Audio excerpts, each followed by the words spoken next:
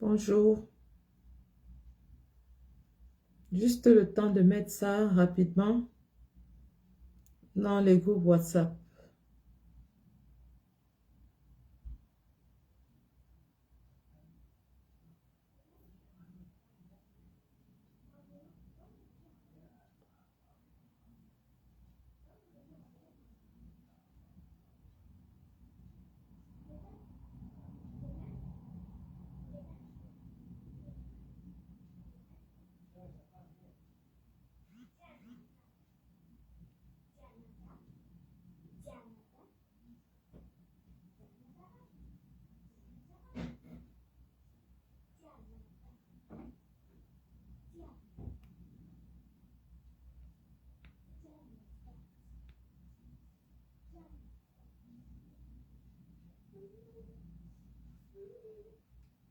Bonjour, bonjour.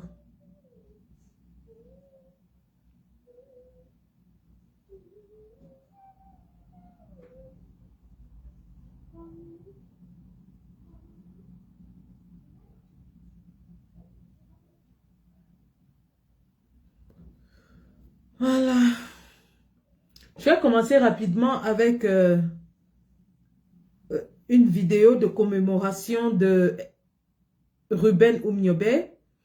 Ruben Oumniobé qui a été éliminé par la France le 13 septembre 1958. Ruben Oumniobé qui est considéré comme le père de la lutte de libération de notre pays. Alors toute personne qui lutte pour la libération complète et totale de notre pays doit ce jour rendre hommage à ce grand combattant. Et c'est ce que nous allons faire avant de commencer.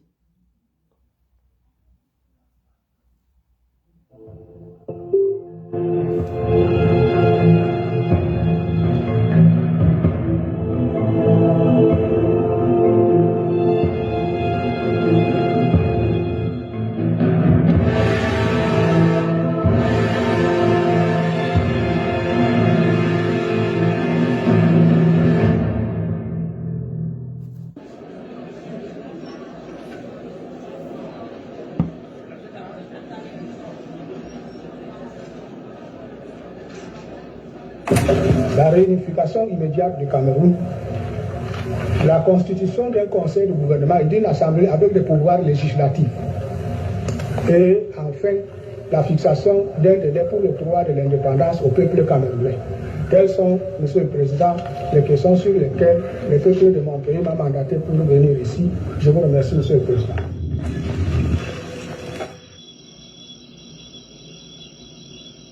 En ce mois de septembre 1958, Ruben Oumniobé, le principal leader indépendantiste camerounais, première personnalité politique à revendiquer l'indépendance à l'Assemblée générale des Nations unies dès 1952, se cache dans son maquis dans la région Bassa dont il est originaire. La tête de celui que l'on a surnommé Mpodol, qui signifie celui qui porte la parole des siens, a été mise à prix par l'autorité coloniale qui a lancé ses soldats d'origine diverses à Sétos.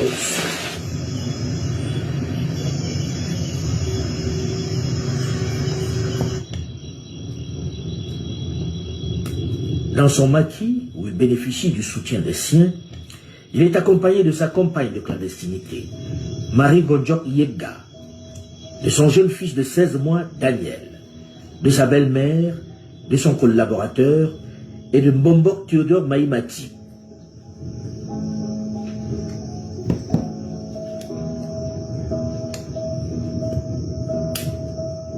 Après plusieurs mois de traque, la situation est de plus en plus difficile à vivre. Ils campent dans des abris fournis par quelques soutiens qui prennent de fait le risque d'être exécutés.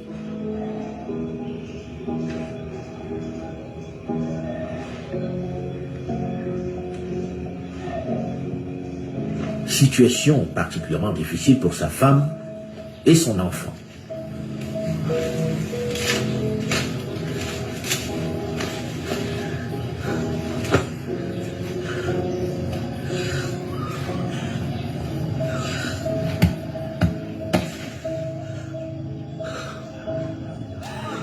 Des récompenses ont même été promises à toute personne pouvant fournir des informations pour le localiser ou l'arrêter.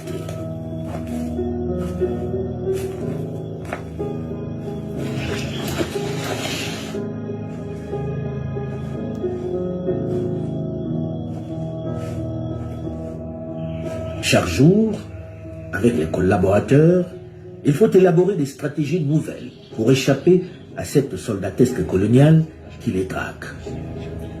Seulement, le danger est désormais à l'intérieur même de son équipe. L'un de ses collaborateurs, cédant à la pression et aux promesses faites, va donner sa localisation.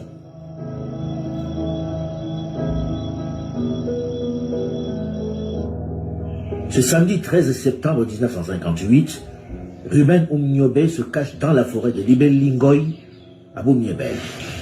La section de Libellingoy est dans la forêt. Les troupes avancent avec la détermination de ceux qui ont envie d'en finir avec ces Umniobe pour quitter la forêt et ses moustiques, ses serpents, ses insectes et ses pluies. Umniobe attend toujours le contact qui va leur permettre de rejoindre le prochain maquis. En attendant, il discute avec ses collaborateurs. Puis, curieusement, à ce moment précis, délicat, d'un coup, Théodore Maïmatib se retire et dit vouloir satisfaire un besoin naturel. À peine a-t-il tourné le dos qu'une horde de militaires surgit de la forêt.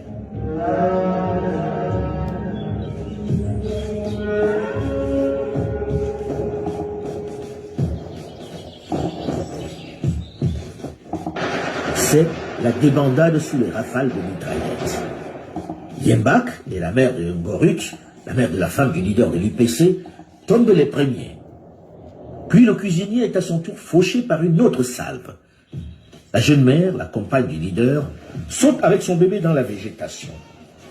On ne sait pas si elle a survécu, mais les hurlements du bébé qu'elle porte laissent penser que lui est peut-être touché. Il n'est pas mort, mais il est certainement blessé. Mais le silence qui suit laisse perplexe. Pourquoi s'est-il arrêté d'un coup de pleurer? Pendant ce temps, Umniobe fait face à ses assaillants, un court instant. Puis devant les hésitations, la surprise de son vis-à-vis, qui manifestement pense à tout le mythe qui entoure le personnage, que l'on dit blindé contre les balles et invincible, il prend à son tour la fuite.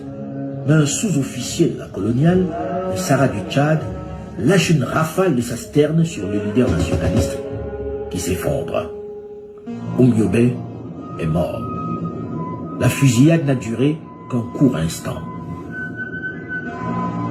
Seul Théodore Maïmatib a échappé à cette tuerie, avec bien sûr sa femme et Daniel, le bébé de 16 mois, atteint d'une balle. Théodore Maïmatib, lui, a curieusement échappé à cette tuerie. Les dépouilles du leader nationaliste et son collaborateur, celle de sa belle-mère, vont être traînées jusqu'au village. Ils y arrivent défigurés, ensanglantés, presque méconnaissables. Le colonel Lamberton, fier de sa prise, les expose et invite la population à venir reconnaître, à venir voir les 3 cadavres.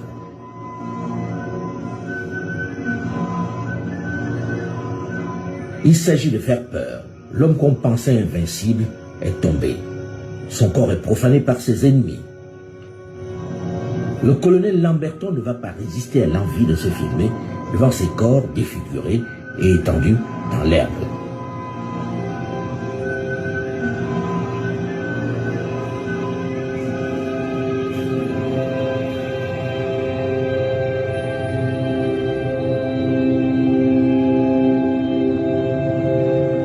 Pour en finir définitivement avec la peur de voir les corps revenir à la vie, on va couler le corps du leader nationaliste dans le béton, dans un cimetière de Seka où de nombreux gardes resteront par la suite autour de la sépulture par crainte de le voir revenir d'entre les morts.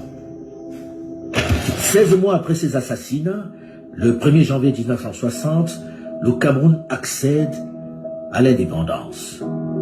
Théodore Maïmatib, l'ancien secrétaire administratif de l'UPC, qui a miraculeusement échappé à la fusillade qui a coûté la vie à Ruben Umniobe, rejoint le régime colonial et est fait premier vice-président de l'Assemblée nationale.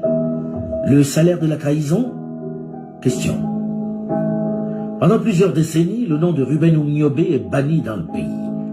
Il faudra attendre 1990, à la faveur du vent de démocratie qui souffle sur le continent, pour que l'ensemble de la classe politique reconnaisse enfin le rôle clé qu'il a joué dans l'accession de son pays à l'indépendance. Il restera pour l'histoire l'un des plus grands nationalistes africains, et pour le Cameroun, le principal.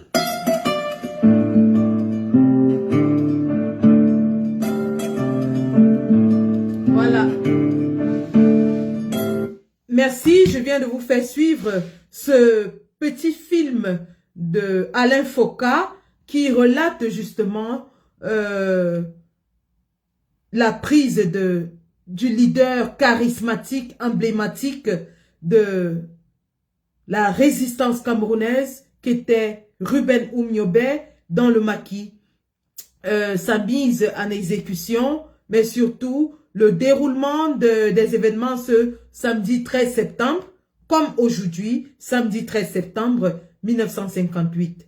Hommage donc à Ruben Oumniobé Lompondol, comme on l'appelait, ce nationaliste qui a lutté jusqu'au prix de sa vie afin que notre pays soit libéré. Il faut dire que le combat initié par Ruben Oumniobé, poursuivi ensuite par Ernest Ouandié, qui lui prit les armes et s'en alla dans la brousse pendant 10 ans, qui mena une lutte armée pendant 10 ans pour libérer notre pays du joug colonial. Ce combat dont je disais se poursuit parce que même si le Cameroun a été déclaré indépendant, nous savons aujourd'hui que la France a toujours une emprise sur le Cameroun. Et il est donc question pour les prochains leaders, ceux que nous allons élire le 12 octobre 2025, de nous débarrasser du joug de la France, de nous libérer complètement de l'emprise coloniale, de faire une politique de rupture totale avec les politiques coloniales qui ont pris la relève depuis 1960 et ne sont jamais partis jusqu'aujourd'hui. Pris la relève parce que nous savons qu'Amadou Ahidjo, le président, était un choix de la France et qu'il a lui-même passé la main à Paul Biya, un autre choix de la France. Paul Biya qui était revenu de France justement avec une lettre de recommandation signée par la France et qui ensuite a pris le pouvoir et est au pouvoir depuis 1982. Donc nous sommes encore sous le joug colonial. Et aujourd'hui nous allons parler d'un des acteurs qui est justement aux affaires depuis cette époque-là.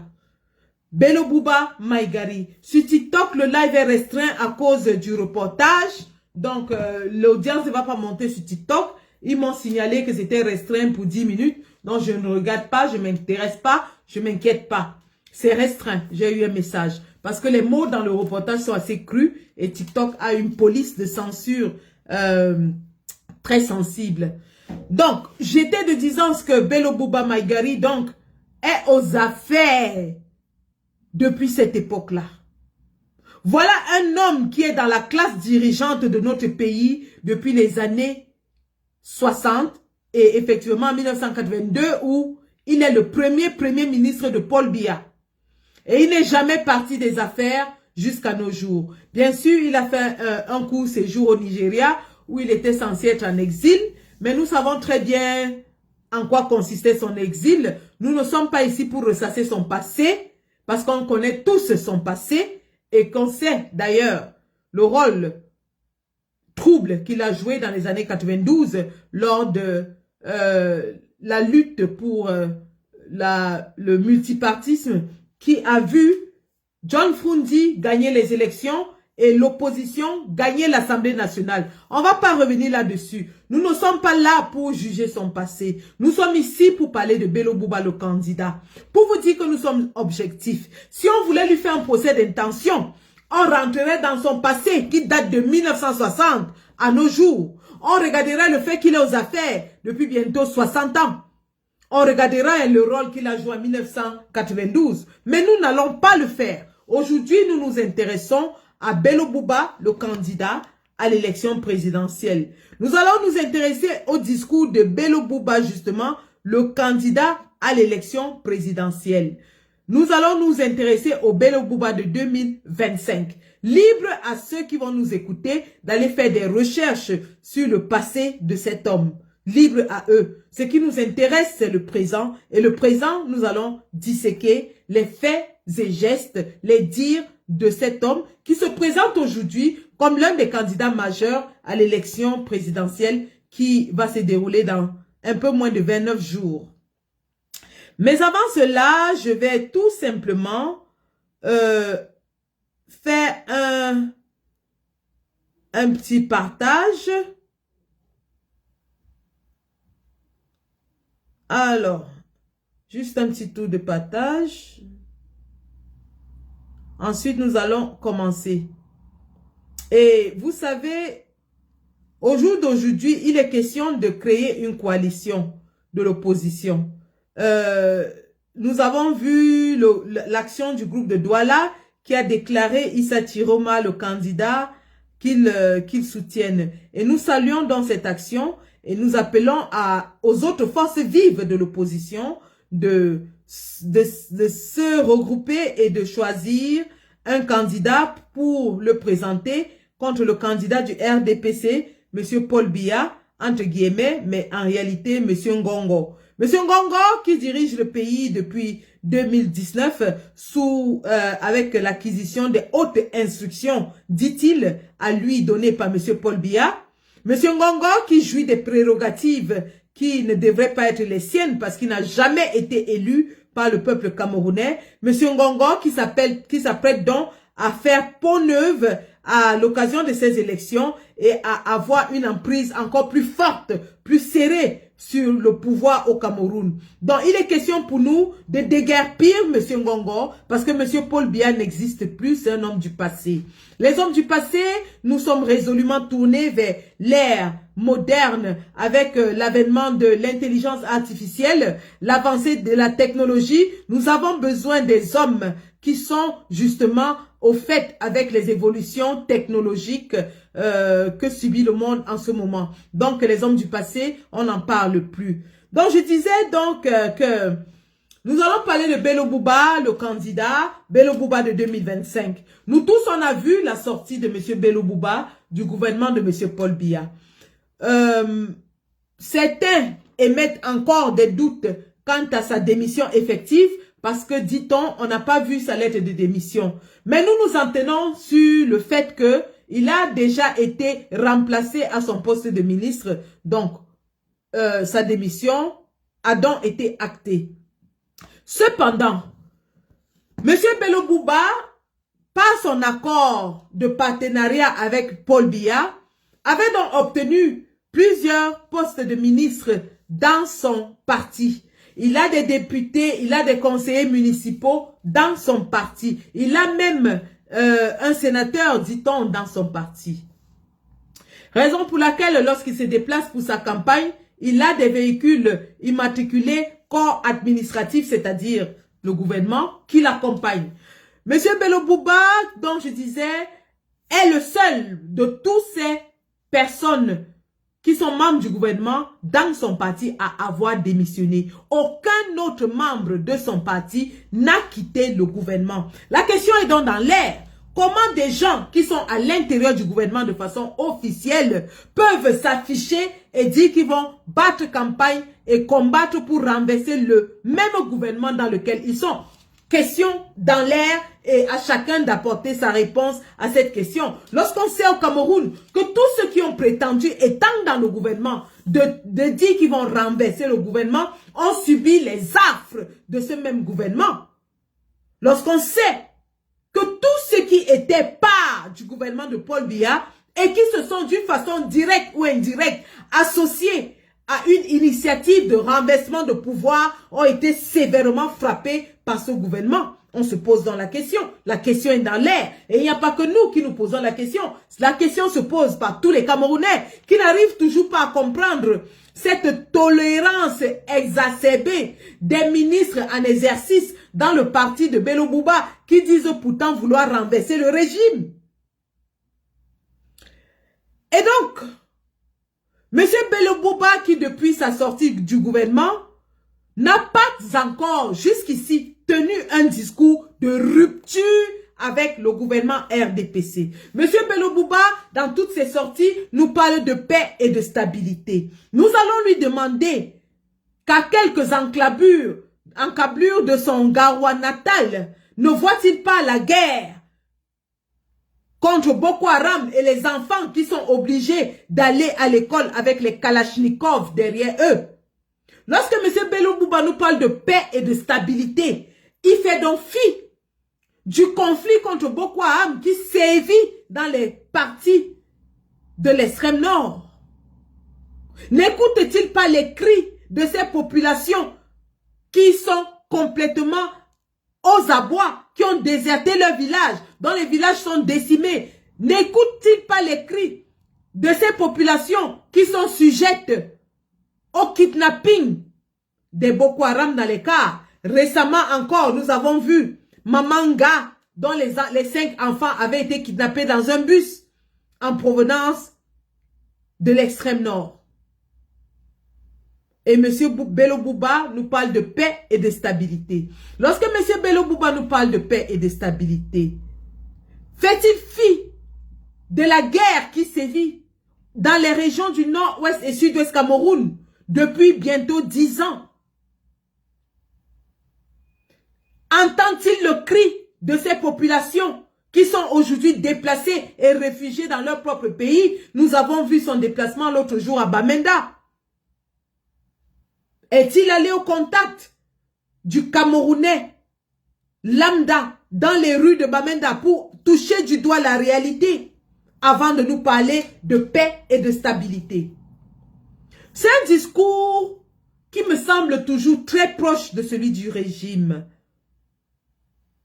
Refuser d'admettre les problèmes qui minent notre pays en ce moment.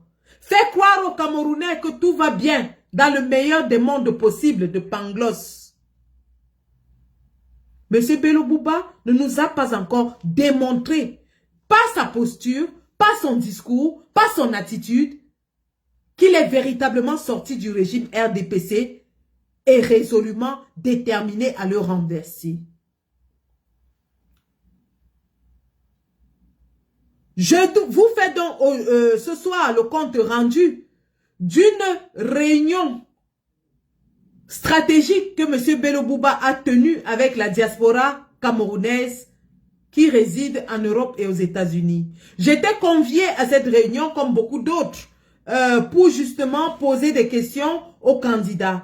Je rappelle que hier soir, il y a le candidat Issa Chiroma Bakari qui s'est prêté à un exercice pareil. Et d'ailleurs, Issa Chiroma Bakari a subi le même interrogatoire par le même groupe de la diaspora il y a 2 semaines. Sauf que je n'étais pas connectée parce que j'étais à la All Bamileke Convention. Cette fois-ci, étant moi-même présente, j'ai décidé d'assister à cette réunion. Et heureusement que je l'ai faite parce que j'ai pu me faire ma propre opinion du candidat Bello Bouba Maïgari. Impression que j'ai décidé de partager avec vous à chaud. Hein. Vous savez, lorsqu'on laisse le temps passer, la mémoire s'estompe. Donc, j'ai encore vivace le sentiment que j'ai eu lorsque M. Bello Bouba a adressé certaines questions essentielles à lui poser. Et en plus, j'ai en mémoire les réponses qu'il a données qui m'ont décidé à faire cette sortie. Donc, je vais partager avec vous les questions qui ont été posées et les réponses que M. Bello Bouba a données et à vous de vous faire votre propre opinion. Alors, les questions qui m'ont vivement intéressé sont celles-ci. Il a été demandé à M. Bello Bouba Maïgari, lors de cette réunion avec la diaspora, il a été demandé à M. Bello Bouba Maïgari s'il était prêt à faire une coalition. M. Bello Bouba Maïgari nous a rassuré du fait qu'il a commencé à voir certains leaders, candidats et non candidats, qu'il est à l'écoute et que cela va continuer. Mais M. Bello Bouba, à plus de 3 reprises, et je convoque ici les organisateurs de cette consultation, M. Eric Tchindje et tous les autres dont les noms sont affichés dans les différents captures qui circulent, vous avez enregistré cette réunion. Donc ce que je vais dire, vous en avez la preuve. Je n'ai pas pu enregistrer cette réunion parce que je ne suis pas autorisé à le faire. Mais tout ce que je vais dire aujourd'hui est consigné dans les archives de M. Eric Tchindje, un des organisateurs de la consultation de cet après-midi. Ça, je tenais à vous le préciser. Je ne parle pas au hasard. Et tout ce que je vais dire ici est consigné dans un audio détenu par le groupe qui a organisé cette rencontre. Donc, lorsqu'il est demandé à M. Bello Bouba Maïgari s'il est prêt à faire une coalition, M. Bello Bouba Maïgari nous dit qu'il a déjà commencé à rencontrer des leaders de l'opposition, y compris les candidats et les non-candidats. M. Bello Bouba nous dit à plus de 3 reprises que la coalition doit se former autour de sa personne, que les autres leaders doivent le soutenir parce qu'il est le candidat qui a le parti avec le plus grand électorat dans l'opposition. Il est celui qui est à la tête d'un des partis majeurs de l'opposition. Voilà la réponse que M. Bello Bouba nous a donnée. À plus de 3 reprises. Pour dire que M. Bello Bouba n'entrerait dans une coalition que s'il était à la tête de cette coalition. À vous de vous faire déjà une idée. M. Bello Bouba n'entrerait dans une coalition que si c'est lui le candidat de cette coalition parce qu'il estime qu'il est celui qui a le parti, un des partis majeurs de l'opposition. Il répète qu'après le RDPC, c'est son parti qui a le plus grand électorat dans cette élection.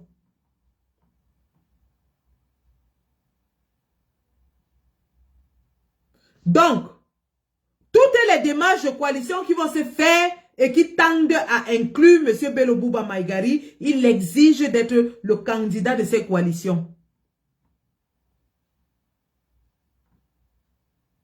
Et il se base sur ce qu'il dit que son parti est l'un des partis les plus majeurs à cette élection.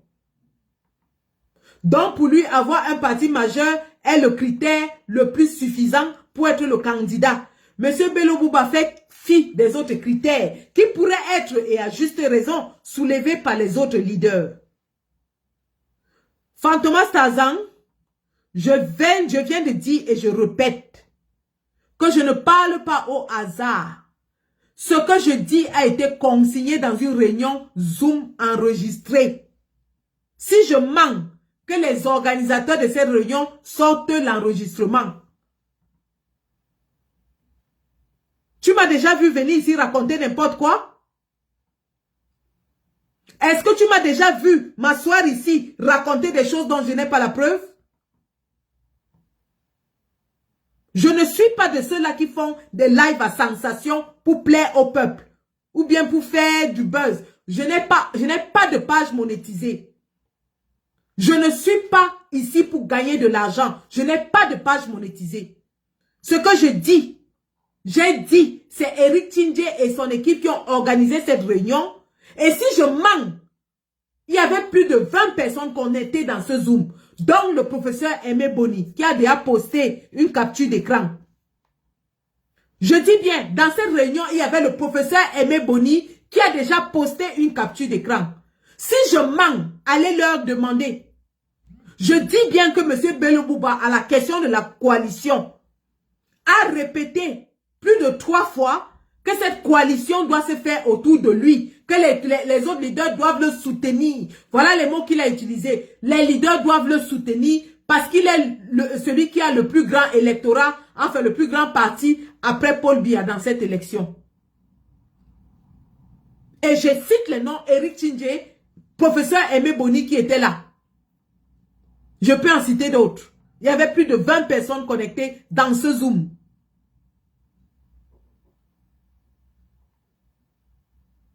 Donc voilà la première condition que M. Bello Bouba donne pour une coalition, c'est que c'est lui qui doit être le candidat de la coalition. Ce qui pose déjà un problème parce que la candidature n'est pas seulement portée sur le parti. La candidature est d'abord portée sur la personne. Ce n'est pas le parti qui sera devant pour diriger, c'est un homme qui sera devant pour diriger. Lorsqu'on choisit un candidat, ce n'est pas le parti qu'on choisit, c'est le candidat qu'on choisit. Lorsque nous sommes amoureux, lorsque nous sommes convaincus par Maurice Kamto, ce n'est pas parce que c'est le MSC qui nous a convaincus, mais c'est l'homme, sa démarche, son discours, sa posture qui nous convainc. Donc la candidature est d'abord portée par un homme et non par un parti.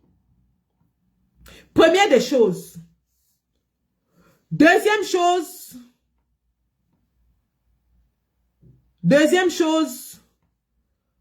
on lui pose la question sur ce qu'il va faire du Nozo.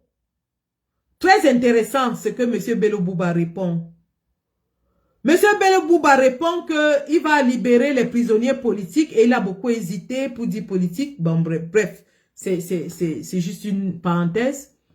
Il dit qu'il va libérer les prisonniers politiques afin que ces prisonniers politiques viennent participer à un référendum sur la question anglophone.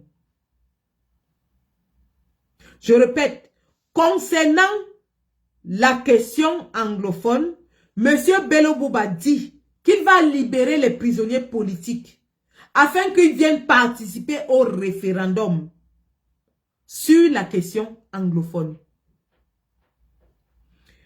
À toute fin utile, si vous allez sur la page de Boris Berthaud, vous allez trouver le programme de M. Bello Bouba concernant les régions anglophones. M. Bello Bouba parle de statut spécial des régions anglophones. Ce qui n'est pas différent de ce que le RDPC nous a proposé. M. Bello Bouba en aucun cas ne parle de fédéralisme. M. Bello Bouba n'aperçoit pas l'idée d'un Cameroun fédéral. Il ne parle pas de fédéralisme. Troisième question. Lorsqu'on lui parle de son mandat, est-ce qu'il voudrait proposer une transition qui pourrait durer 7 ans, 53 ans, on ne sait pas. On lui demande qu'est-ce qu'il dit de la transition. Monsieur Bello Bouba nous dit que chaque candidat à cette élection-ci, chaque candidat à l'élection présidentielle 2025 a signé une charte dans son dossier de candidature où il s'engage à respecter la Constitution. Écoutez bien, lorsqu'on pose la question à Bello Bouba sur la transition, parce que tout le monde reconnaît que le prochain gouvernement doit être un gouvernement de transition, afin de mettre à terre toutes les institutions et organiser des élections démocratiques, libres, transparentes, pour que le peuple puisse choisir librement son prochain président. Bello Bouba dit ceci, écoutez très bien. Bello Bouba dit que chaque candidat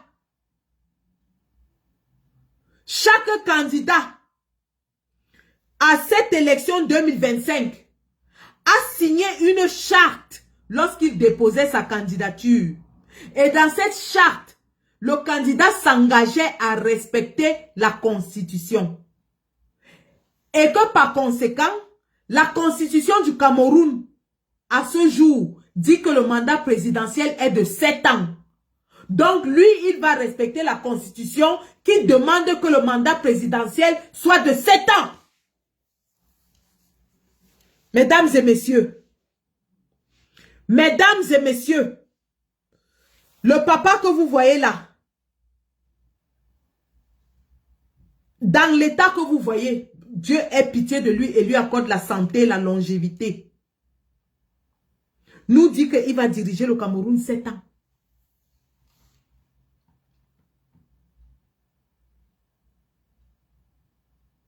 Le papa que vous voyez là, nous dit que lui, il a signé une charte qui respecte la Constitution et que la Constitution actuelle dit que le mandat présidentiel est de 7 ans.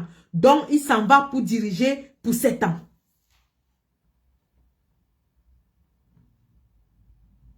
Son programme est déjà disponible sur la toile. Hein. Si vous trouvez là où il parle de transition, de période de transition et de ce qu'il va faire pendant la transition, je vous prie de venir me démentir ici.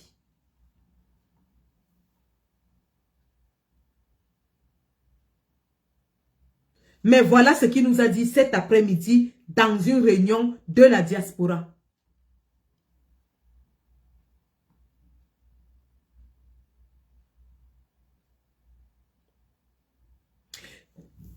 Quatrième et dernière question qui m'a vraiment intéressée et qui m'a amené à faire ce live ce soir. Lorsqu'on demande à M. Bello Bouba Maïgari s'il compte défendre sa victoire, question cruciale pour toute personne qui veut le changement au Cameroun. Lorsqu'on a demandé à Bello Bouba Maïgari s'il compte défendre sa victoire au soir du 12 octobre, je vous donne la réponse de Bello Bouba Maïgari tout de suite. La question a été posée à Bello Bouba Maïgari de savoir si au soir du 12 octobre, il défendra sa victoire si jamais il gagnait dans les urnes. Monsieur Bello Bouba Maïgari répond ceci. Écoutez très bien. Voici la réponse de Monsieur Bello Bouba Maïgari quant à la défense de son vote. Il commence par dire qu'il a confiance aux institutions. Monsieur Bello Bouba nous dit qu'il fait confiance aux institutions et qu'il est sûr que si le peuple obtenait la victoire au soir du 12 octobre, eh bien, le Conseil constitutionnel dirait les vrais résultats et que tout va se passer dans la paix.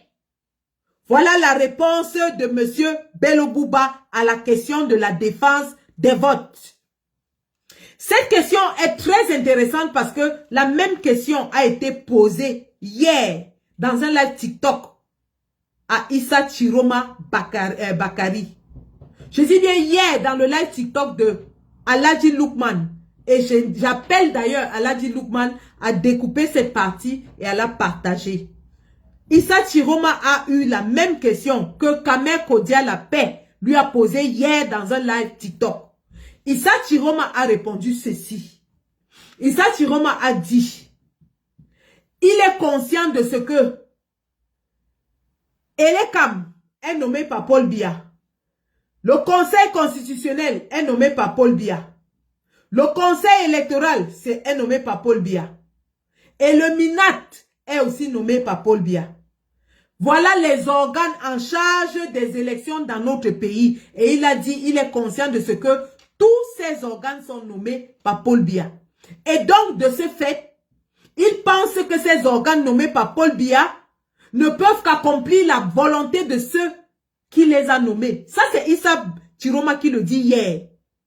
Et il dit que, étant donc conscient de ça, il compte sur le peuple pour que le peuple surveille ses votes et les défende. Que toute initiative prise par le peuple, si jamais on floue sa volonté, toute initiative prise par le peuple pour défendre son vote, parce qu'il a dit ce n'est pas à Issa Chiroma, ce n'est pas le vote de Issa Chiroma qu'on va voler, c'est le vote du peuple qu'on va voler. Et dans ce cas, le peuple a toute la légitimité de réclamer son vote par tous les moyens qui lui paraissent légitimes. Il y a l'enregistrement. Aladji Loukman a l'enregistrement hier dans TikTok. Kamer Kodia a posé la question. Ça, c'était Issa Chiroma qui a répondu comme ça. La même question posée aujourd'hui à Bello Bouba dans une réunion de la diaspora.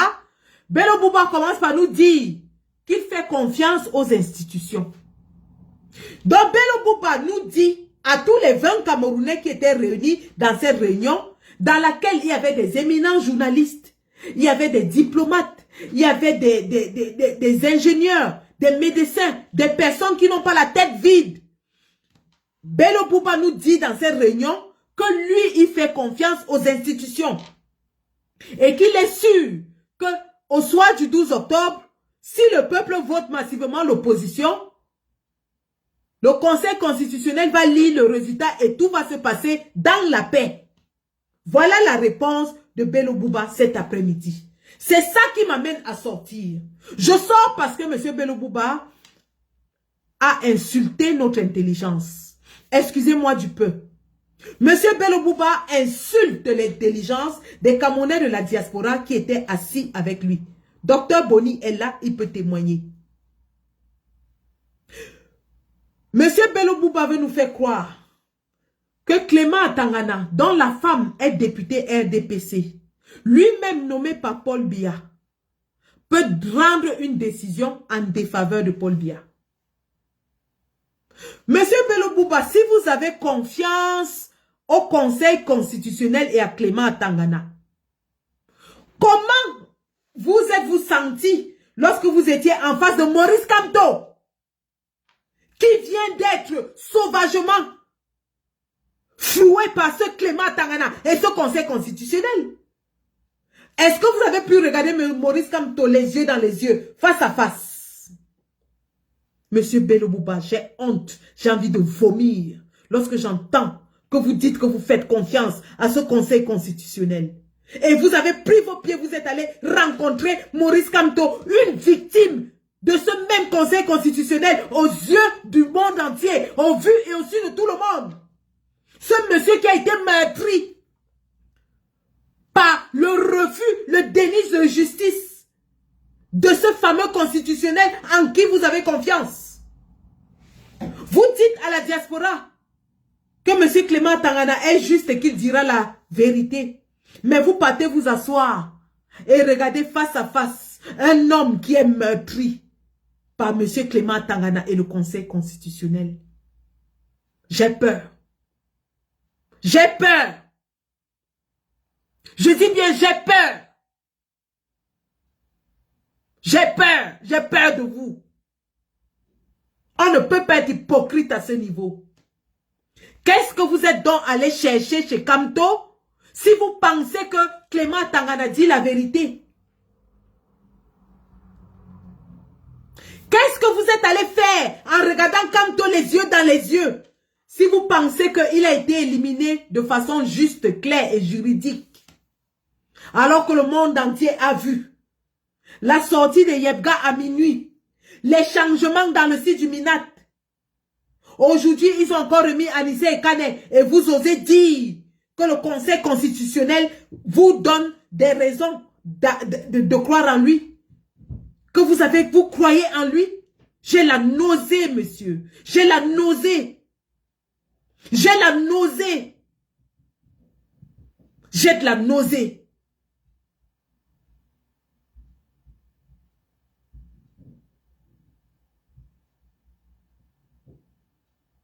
J'ai de la nausée. Lorsque j'imagine que vous dites aujourd'hui que le Conseil constitutionnel, vous avez foi en lui. Et vous vous asseyez les yeux dans les yeux face à un homme meurtri, floué, bafoué, humilié par ce même Conseil constitutionnel. On peut faire ça? On peut faire ça? On peut faire ça? Qu'est-ce qui circulait dans votre tête quand vous étiez face à lui? Lui avez-vous apporté votre réconfort? Non, parce que le lendemain, vous venez nous dire que vous avez confiance en Clément Tangana. En clair, les Camerounais ne devront pas lutter pour leur victoire. Parce que d'après vous, Clément Tangana va dire le droit et va prononcer les vrais résultats. Donc pour vous, pour nous qui savons que Clément Tangana est formaté pour dire Paul Biya vainqueur, d'après vous, ce résultat de Clément Tangana sera le bon résultat et ça va se passer dans la paix. Pourquoi nous donnerons-vous notre vote, notre quitus, si vous acceptez déjà à l'avance que ce que Clément Tangana va dire est juste? Pourquoi? Pour quelle raison? Pourquoi allons-nous venir déposer nos longues années de combat à vos pieds si c'est pour que vous alliez en faire cadeau à Clément Tangana? Pourquoi? Monsieur Bello Bouba, vous n'êtes pas clair. Je suis désolé, vous n'êtes pas clair. En ce moment, nous sommes à 29 jours de l'élection. Les candidats à l'élection doivent utiliser des mots simples, compréhensibles par tous. Ils ne doivent plus utiliser les formules convolutées. Lorsqu'on vous pose des questions simples, parce que les questions du peuple sont simples, est-ce que tu vas défendre ta victoire? Est-ce que tu vas faire la coalition? Qu'est-ce que tu vas faire quand tu vas arriver au pouvoir? Ça, c'est des questions simples pour tout candidat honnête. Nous attendons des réponses simples. On ne veut plus des réponses compliquées politiques qui vont à gauche, reviennent à droite. On n'en veut plus. Si vous n'avez pas un discours clair, c'est que vous n'êtes pas clair. Parce que la masse, aujourd'hui, à 29 jours de l'élection, vous ne vous adressez plus aux politiciens, vous vous adressez au peuple. Vous êtes en train de vouloir convaincre le peuple. Et d'autant plus vous qui êtes sortis du gouvernement, vous avez plus à faire pour convaincre le peuple. Et le peuple ne fait pas d'analyse. Le peuple ne fait pas d'analyse.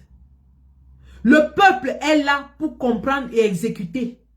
Vous devez avoir un discours limpide qui permette au peuple de savoir exactement ce que vous prônez afin qu'il exécute.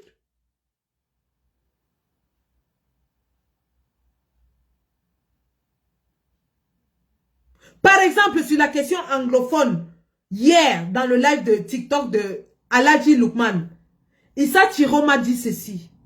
Il s'adressait à Mbangaman. Issa Chiroma commence par s'excuser de son rôle quand il était dans le gouvernement. Il dit, I apologize for my role when I was in government. Il reconnaît que quand il était dans le gouvernement, il a dit qu'il n'y avait pas de problème anglophone. Il l'a dit, je vais le poster tout à l'heure. Et il dit, il s'en excuse parce qu'aujourd'hui, il voit qu'il y a un problème anglophone. Et il dit qu'il va diriger un Cameroun fédéral. Issa Chiroma parle de Cameroun fédéral. Et qu'il va donc libérer tous les prisonniers, les leaders anglophones des prisons. Et va diriger un Cameroun fédéral où les régions anglophones auront leur autonomie.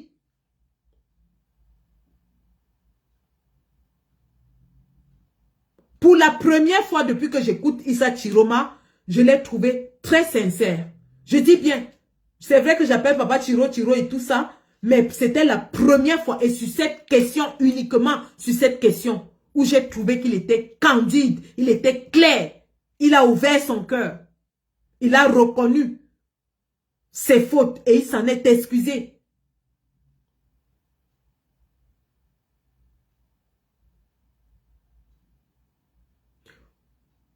Pour ceux donc qui étaient en train de me dire que wow, n'interprète pas, ne pas chercher les faits à gauche, ne pas chercher les faits à droite, je vous dis ce qui s'est passé dans une réunion aujourd'hui. Et ce que Bello Bouba a déclaré aujourd'hui. Nous disons à Bello Bouba Maïgari, avec tout le respect qui est dû à son rang et à son service. Cher papa, les dynamiques de formation de coalition ont commencé. Petite ou grande. Ce n'est pas l'âge ni la grandeur du parti qui détermine l'homme qui sera à la tête, mais c'est le peuple. Le peuple fera son choix. Alors, je dis dès aujourd'hui, toute dynamique crédible qui vise à renverser Paul Biya sera construite autour de Maurice Kamto. Toute dynamique crédible qui vise à renverser le régime de Paul Biya sera construite autour de Maurice Kamto. Toute autre dynamique ou groupe ou coalition qui se forme hors et sans Maurice Kamto est faite pour le RDPC et pas le RDPC. Je répète, hein, toute dynamique faite autour de Maurice Kamto est faite pour le changement. Toute dynamique faite sans et sans Maurice Kamto, elle ne fait pas le RDPC et pour le RDPC.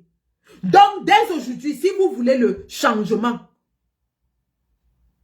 suivez le changement qui va venir de Maurice Kamto et de personne d'autre. Si vous voulez le changement, suivez le changement qui va être fait par Maurice Kamto.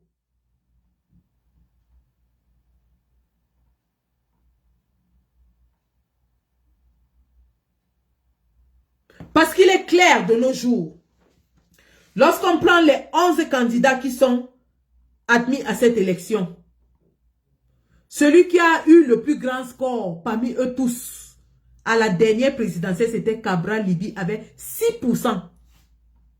Je répète, hein, lorsqu'on prend tous ces candidats-là, celui qui a eu le plus grand électorat, le plus grand vote à la dernière présidentielle, c'était Cabral Libi avec 6%. Et ça, c'est les chiffres du RDPC. Ce qui veut dire qu'en réalité, dans notre pays, il y a deux forces majeures électorales, le RDPC et le MRC. Maurice Kamto, sans coalition, a battu Paul Biya dans les urnes. Je répète, Maurice Kamto, sans coalition, il n'est pas allé s'allier à quelqu'un. Il a battu Paul Biya dans les urnes, à plate couture. Il est le seul candidat de l'opposition, je répète, il est le seul candidat de l'opposition qui a passé 7 ans à préparer la présidentielle.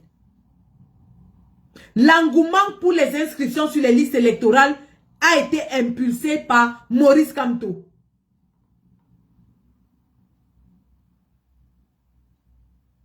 Ça veut dire que les nouveaux inscrits dans les listes électorales s'inscrivaient pour voter Maurice Kamto. Et lorsque le RDPC l'élimine, le RDPC sait qu'il va décourager beaucoup à aller voter et l'abstention massive due à l'élimination de Kamto favorisera la fraude. Le retour de Maurice Kamto par une coalition est en train de donner des insomnies au RDPC. Parce qu'ils savent que cet électorat va revenir. Ces gens qui se sont inscrits vont revenir. Maurice Kamto a accompli l'exploit d'inscrire 8 millions de Camerounais, c'est-à-dire 2 millions de plus que les 6 millions que le RDPC maintenait depuis de longues années.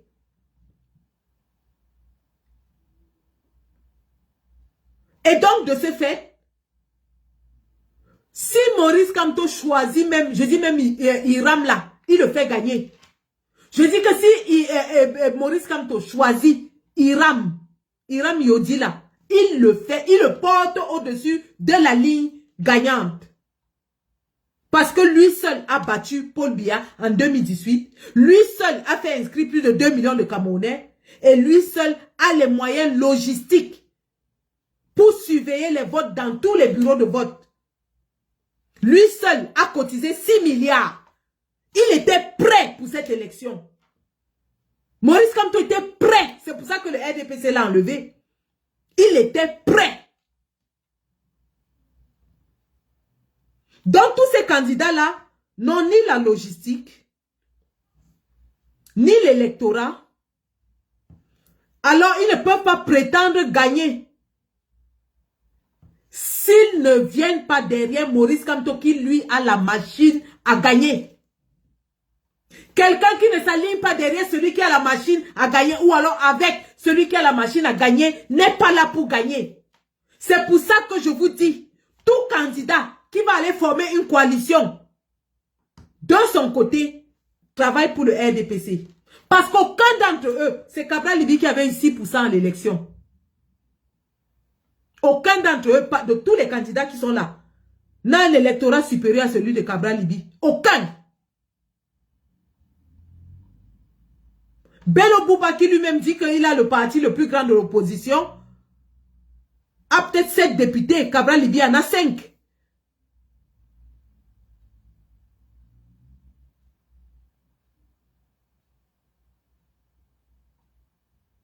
Mais je dis même même avec leurs députés, l'élection présidentielle au Cameroun, c'est un Camerounais, un vote. C'est un vote uninominal à un tour. Et la personne qui a l'adhérence populaire la plus grande dans la scène politique au Cameroun, c'est Maurice Kamto. Tout le monde le sait. Eux-mêmes l'ont dit qu'il est le faiseur de roi. Quand ils disent qu'il est le faiseur de roi, c'est parce qu'ils savent qu'il a déjà battu Paul Biya et que si ça lit derrière quelqu'un, il donne la victoire à cette personne. Je dis même si c'est Hiram Yodi, Maurice Kamto lui donne la victoire. Avec sa machine électorale, il lui donne la victoire.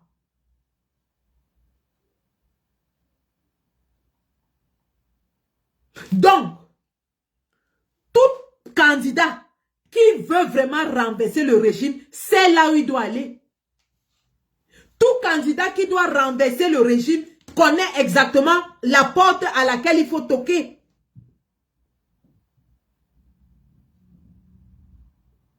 C'est celui qui a l'électorat, qui a la machine électorale, qui a la logistique, qui a les moyens de renverser cette dictature.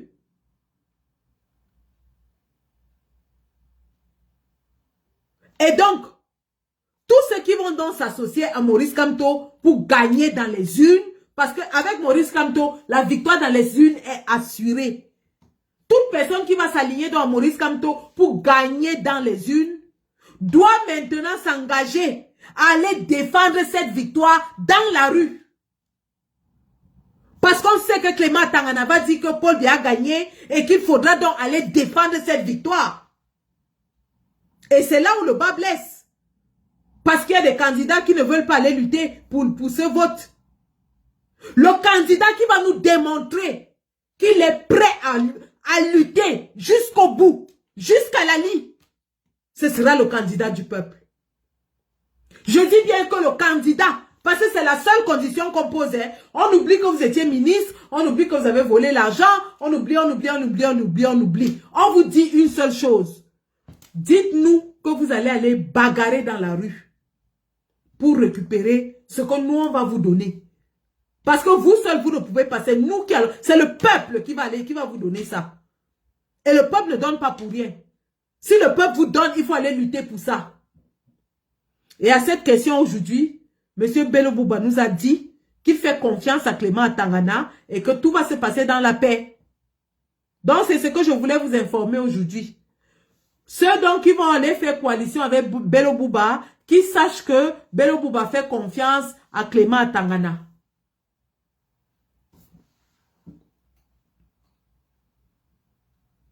Ceux qui vont aller faire coalition avec Bello Bouba, sachez qu'il dit que Clément Tangana va dire la vérité et ça va se passer dans la paix. Donc, chers leaders politiques, clarifiez cette question avec Bello Bouba avant de l'associer à quoi que ce soit. Et si vous vous associez à lui sans clarifier et sans clarifier au peuple, eh bien nous comprenons que vous êtes dans la coalition pro-Clément Tangana. Vous êtes dans une coalition qui va croire au résultat de Clément Tangana. Vous êtes dans une coalition qui va accepter que ce que Clément Tangana a sorti de sa bouche, c'est la vérité.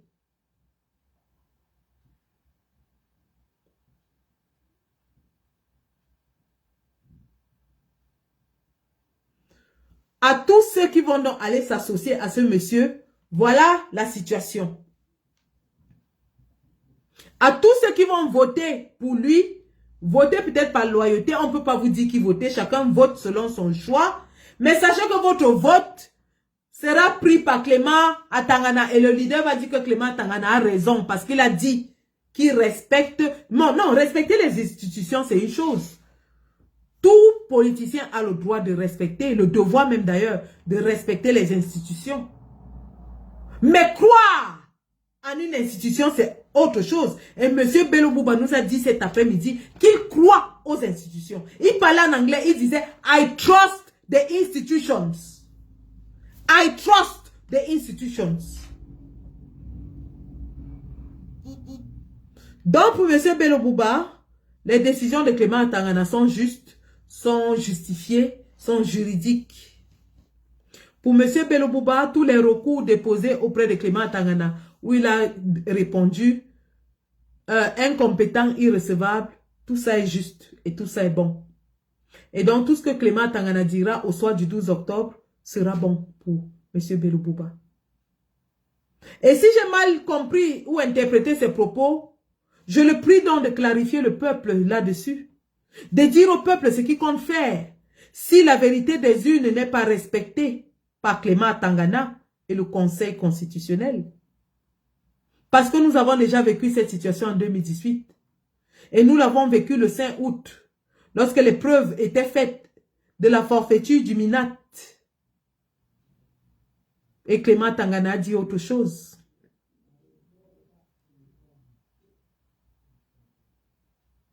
Nous attendons qu'ils nous disent.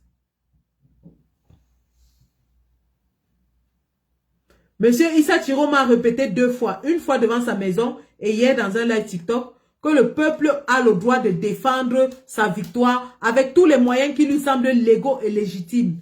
Ça, c'est sa position. Il a déjà dit. Et nous allons partager ça si vous voulez. Il a dit que le peuple a le droit de défendre sa victoire si elle était volée. Bello Bouba n'a pas parlé de vol. Il dit qu'il croit en Clément Tangana et au Conseil constitutionnel. Voilà la différence entre les deux. Donc, chers amis, nous sommes au four et au moulin, comme on vous a dit, on travaille. On travaille. Et chaque fois qu'il y aura des éléments nouveaux, nous allons venir vous éclairer. Parce que c'est notre avenir à nous tous. On ne peut pas faire de la politique politicienne. On ne peut pas fermer les yeux sur des choses pareilles juste parce qu'on veut une coalition. On ne peut pas fermer les yeux sur des choses pareilles. Nos vies sont engagées. Notre avenir est engagé. Et nous demandons aux politiciens d'être clairs lorsqu'ils s'adressent au peuple. Le peuple n'est pas fait pour analyser. Il est fait pour exécuter. Et ce que j'ai entendu aujourd'hui m'a mis hors de moi. Je dis bien hors de moi. J'ai évité de parler de M. Bello jusqu'à présent. La dernière fois, je me suis adressée à lui avec beaucoup de respect concernant son état de santé. D'ailleurs, voilà un autre aspect. Si M. Bello Bouba est honnête envers lui-même et envers les Camerounais, est-ce qu'il pense qu'il peut diriger le pays 7 ans dans son état de santé actuel? Tous ceux qui le fréquentent et qui l'ont approché savent qu'il est un homme fragile, malade. Tout le monde a vu ses mains trembler. Est-ce qu'il pense vraiment qu'il a la force de diriger un pays aussi complexe, aussi difficile comme le Cameroun pendant 7 ans?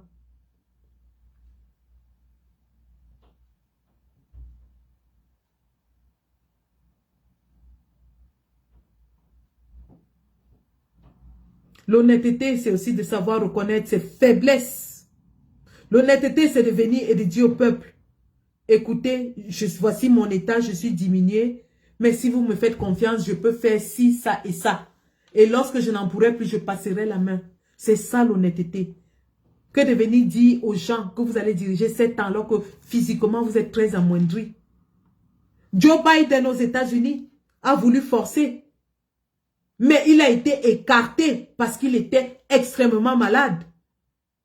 Aujourd'hui, vous avez le verdict des médecins sur la santé de Joe Biden. Il tombait même. Et lorsque je regarde Papa Bello Bouba avec tout le respect que je lui dois, non mais il est amoindri. Il est amoindri. Il s'accroche à la portière, il y a des gardes pour l'arrêter, il arrive à peine à parler, il a les mains qui tremblent, ainsi de suite. Il est lent dans son discours, il est fragile. Il est fragile. Et lui-même devrait être assez honnête pour reconnaître qu'il est fragile et dire aux Camerounais, oui, je suis fragile, mais je pense que je peux vous apporter mon expérience pour 2 ans et ensuite passer la main. Mais non, il vous dit qu'il va diriger 7 ans. Non. Je suis désolé, monsieur Bello. Avec toute l'envie qu'on a de former une coalition, on a besoin de personnes sincères et honnêtes dans la coalition. On a besoin de personnes sincères et honnêtes. Et là, plus ces jours passent, plus vous vous éloignez de la case de sincérité et honnêteté. Je suis désolé. Et c'est avec beaucoup de peine que je le dis. C'est avec extrêmement de peine que je le dis.